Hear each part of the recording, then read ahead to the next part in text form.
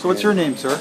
My name's Pete Berquist. Pete Berquist, man, is just the coolest guy. As you can see, we're here at the laundromat. You run into the coolest people at the laundromat. The laundromat. But he is a nature lover, like I. Was telling me all about where you live. Where do you live again? Oh, I'm living right now in Deer Creek Canyon in a cave. Uh-huh. How long you been living up there? Oh, off and on for 30 years probably. Uh-oh. You've got to pick that up. Now, you from Chico? I moved here in about 1963. Wow, I was only 3 years old. Yeah, I was 15. 15. So what do you have to say about Chico, the homeless situation here in Chico? Well, there's quite a few homeless people. The authorities don't seem to be bothering them at all. I told one of the head of the Police Officers Association that it's unfortunate, Terry, that I see most of your decisions are financial, not moral. Can't say it any better than that. But he was cool. He was just. I have quite a little thing with the cops. You know, at one point I went bankrupt and I got like 6 DUIs in 36 days.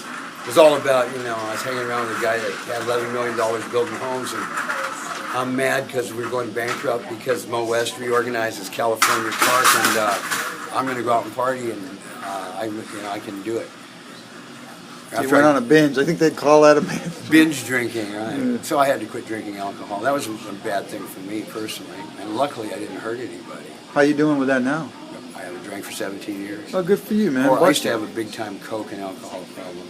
You know, I think a lot of us did crazy things. I haven't done anything crazy in about 15, 20 years. So Yeah, so it's nice to outgrow it. Feel much better. I kind of wonder how, what kind of insanity prompted me to behave like that. How do you like where you live? I know you were talking so Oh, fondly it's real about beautiful. The Indians used to walk up to Lass, and I do everything on foot at this point. Got out of the car as much as possible. We're all dependent on the car to a great degree, and things are moving real slow in terms of your phasing. Like I don't see a bunch of images coming at me through the car window. I'm not on the computer all the time watching images or the television, watching everything come at me so fast that I have to get on that level. And so, by hauling wood and carrying water, I get to the point where I'm a lot of times just sort of vibrating on the level that everything seems to be vibrating on.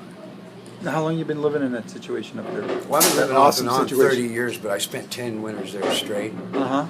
Does it snow up there? Yeah, Well, you said winter. but it's below the foothill belt. To get in there, it's 4,200 feet, so it snows like 10, 15 feet at times.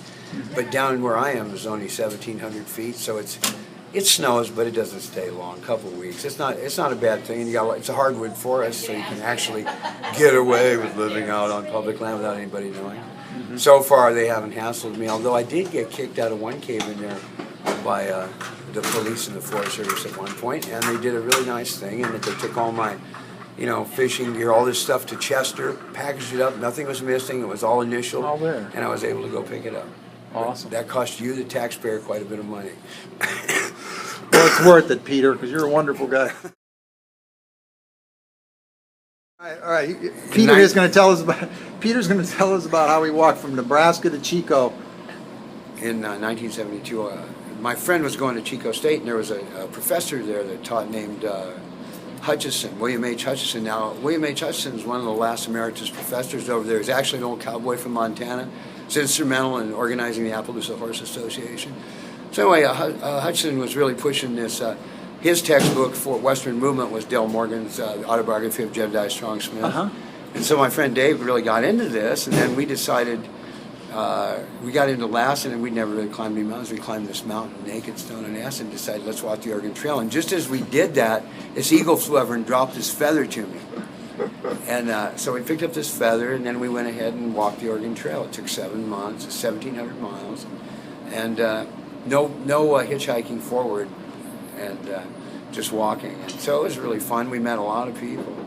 And 400,000 people came overland that way because, there was no Panama Canal. So most of your inhabitants of the western states came that way. And I was going to say, Bidwell Bartleson in 1842, the Mormons came the next year. And That's pretty cool, man. yeah, it is.